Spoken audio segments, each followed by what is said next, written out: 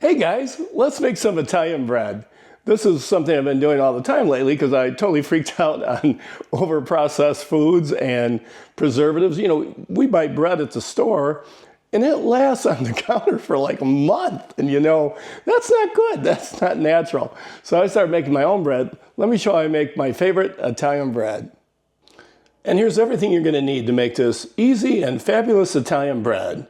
Our first step, we have 1 tablespoon of dry active yeast and 2 teaspoons of sugar, 2 cups of 105-degree water.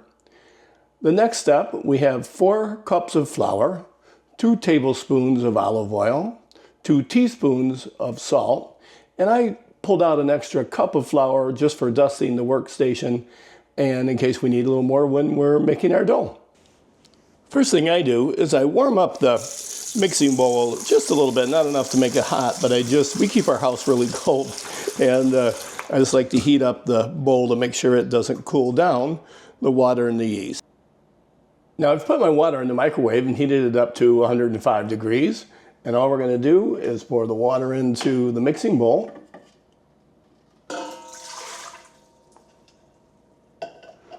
We're going to add our yeast and sugar. I'm going to give that a good mix and set a timer for 5 minutes because it has to sit for 5 minutes. So now that's been 5 minutes, I'm going to add our 4 cups of bread flour, 2 tablespoons of olive oil, and 2 teaspoons of salt. Now I've put this in my stand mixer. Now I'm mixing this until it comes all together. Now I can see that this dough is a little wet, so I'm going to add about 1/4 cup more flour.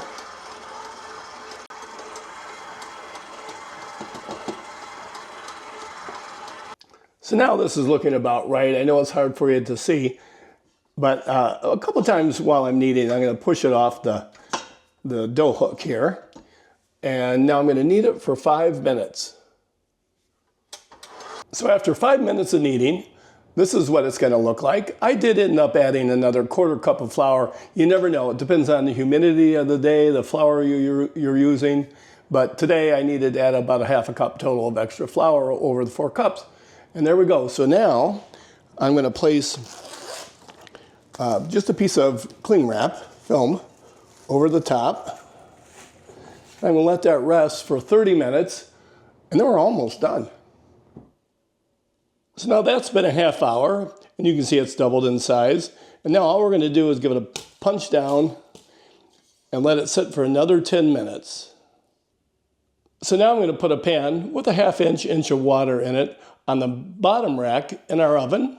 And I'm going to preheat my oven to 375. So now after the 10 minutes, I've pulled the dough out. This is what it's going to look like. And what I want to do is get this as round as possible so I can cut it down the middle into 2 as close to equal pieces as I can. So now we've got 2 football shapes. What I've done is I've taken a sheet pan and I've lined it with parchment paper. Now you could just grease it, would be just fine, but I'm using parchment paper. Whenever you're forming bread, every little imperfection will blow up 10 times as it bakes. So we've got to be careful here. And I'm going to move these over to my sheet pan.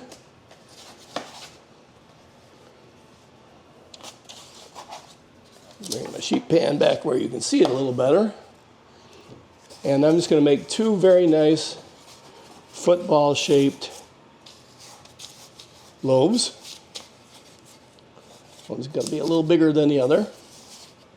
Now I pop this into my 375-degree oven for about 20 minutes. I'm going to check it at 16. Last batch I made took 19. So let's pop it in and see what we get. Oh yeah, one more thing. Almost forget this every time. Let's put some nice, with a sharp knife, diagonal cuts across the top. Now I'm going to put it in the oven. So there we go. 2 beautiful loaves of Italian bread. And we just want to remove these to a wire rack and let them cool. And we've got some damn good bread. You know, if you think Italian bread is exciting, this was another exciting episode of Scratch Cook with John. So make this bread. It's awesome. Now, it lasted a week on my counter. No preservatives, no funny stuff in it. It's super easy to make, and it's delicious. Thanks for watching.